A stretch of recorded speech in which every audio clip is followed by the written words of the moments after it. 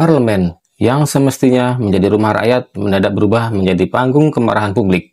Sebuah video yang viral beberapa waktu lalu yang menunjukkan sekelompok anggota DPR berjoget-joget dengan riang gembira di dalam ruang sidang paripurna. Tarian mereka tidak sembarangan. Iringan musik ceria menyambut kabar bahwa gaji anggota DPR resmi dinaikkan dengan tambahan mencapai 3 juta rupiah per hari. Momen yang seharusnya dijaga dengan etika dan empati itu justru ditampilkan dengan arogansi dan ketidaksensitifan yang menyakitkan hati rakyat. Video tersebut menyebar dengan cepat di media sosial. Dalam hitungan jam, masyarakat dari berbagai lapisan sudah membagikan ulang video tersebut disertai kecaman dan kutukan. Sebab kondisi rakyat saat ini sedang sangat berat. PHK terjadi di berbagai sektor, harga kebutuhan pokok meroket, dan angka kemiskinan terus melonjak. Banyak keluarga harus menahan lapar, anak-anak putus sekolah, dan mencari kerja putus asa karena lapangan kerja yang kian menghilang. Dalam situasi seperti itu, melihat wakil rakyat berjoget karena kenaikan gaji menjadi gambaran yang sangat menyakitkan. Ibarat garam yang ditabur di atas luka yang terbuka. Tak butuh waktu lama, kemarahan rakyat mulai membara. Seruan untuk melakukan aksi turun ke jalan menggema di berbagai platform. Tanggal 25 Agustus 2020 pun ditetapkan sebagai hari aksi besar-besaran. Ribuan orang dari berbagai elemen masyarakat berkumpul di depan gedung DPR RI. Mereka datang dengan satu tuntutan, bubarkan DPR. Spanduk dan poster bertuliskan DPR mengkhianat rakyat. Turunkan gaji, bukan harga diri kami. Dan hingga rakyat kelaparan, DPR joget-joget. Terlihat membanjiri jalanan sekitar Senayan. Sayangnya, aksi damai tersebut tidak disambut dengan keterbukaan seperti yang pernah dijanjikan Ketua DPR, Puan Maharani. Sebelumnya, ia menyatakan bahwa DPR siap menerima aspirasi rakyat kapan saja. Namun pada hari itu, tak ada satupun anggota DPR yang muncul. Mereka menghilang seakan menghindari tanggung jawab. Gerbang DPR dikunci rapat dan dijaga ketat oleh barisan polisi lengkap dengan tameng dan senjata anti huru-hara. Kondisi makin panas ketika salah satu wakil ketua Komisi 3, Ahmad Saroni, melontarkan pernyataan kontroversial yang menyulut amarah. Orang yang ingin DPR dibubarkan adalah orang yang paling tolol di dunia. Ujarannya dalam wawancara di sebuah stasiun televisi. Ucapan ini bagaikan api yang menyulut bensin. Masyarakat merasa dilecehkan, dihina, dan direndahkan oleh pernyataan seorang wakil rakyat yang seharusnya mewakili suara mereka. Kericuhan pun tak terelakkan. Massa yang awalnya berdiri damai menjadi emosi. Polisi mulai menambahkan gas air mata dan bentrok antara aparat dan massa pun pecah. Suasana di sekitar gedung DPR mencekam. Jalan Gatot Subroto, Palmerah, Selipi, hingga Ben Hill macet total. Laporan kerusakan mulai masuk. Pos polisi dirusak, kendaraan dibakar, dan sejumlah warga terluka. Aksi tersebut berlangsung hingga tengah malam dan akhirnya berakhir dengan banyak sekali korban serta penangkapan. Alih-alih meredam situasi, DPR kembali memilih diam. Tidak ada klarifikasi, tidak ada permintaan maaf, tidak ada dialog. Hal ini membuat kemarahan semakin meluas. Serikat buruh, mahasiswa, dan elemen masyarakat lainnya kembali menyuarakan aksi lanjutan pada 28 Agustus. Kali ini jumlah massa meningkat tajam. Bukan hanya di Jakarta, aksi serupa juga dilakukan di Bandung, Yogyakarta, Surabaya, dan Makassar. Tanggal 28 Agustus menjadi babak baru dalam krisis ini.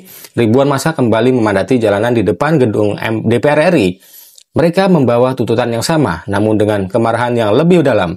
Lagi-lagi, tidak ada satupun anggota DPR yang turun menemui massa. Keadaan makin panas ketika diketahui bahwa sekitar pagar DPR telah disiram oli, membuat sejumlah demonstran terpleset dan memicu provokasi tambahan. Polisi kembali menggunakan tindakan represif. Gas air mata ditembakkan secara membabi buta.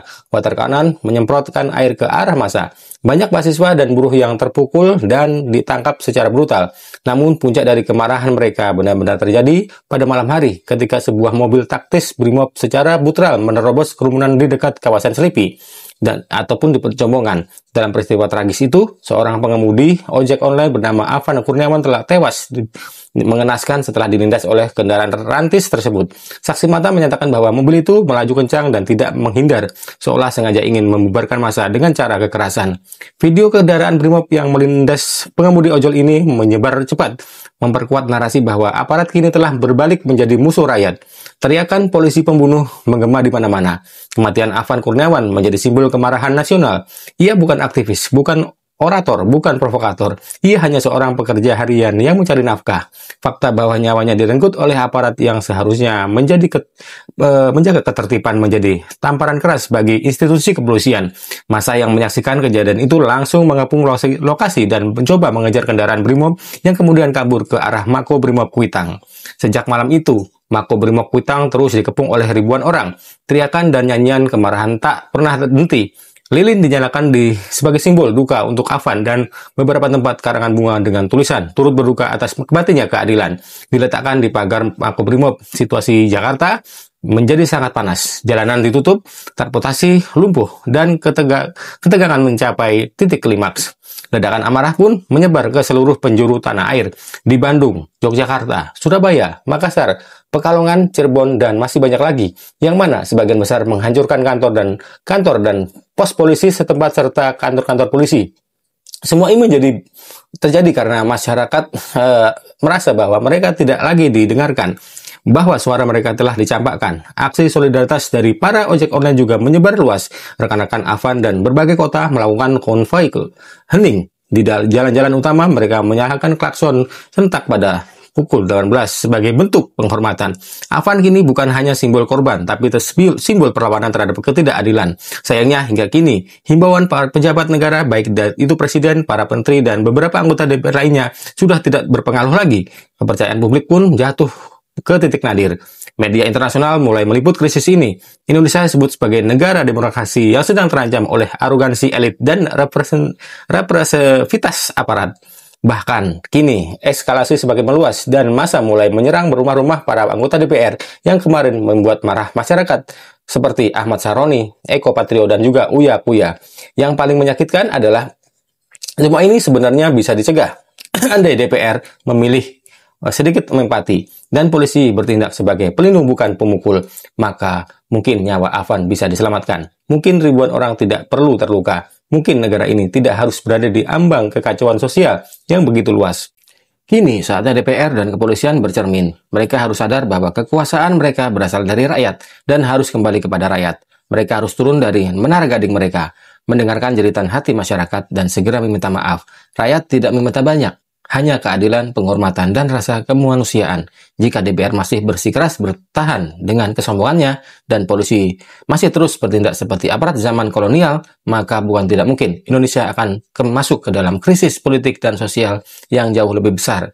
Karena tidak ada kekuasaan yang lebih besar dari kemarahan rakyat yang merasa dikhianati.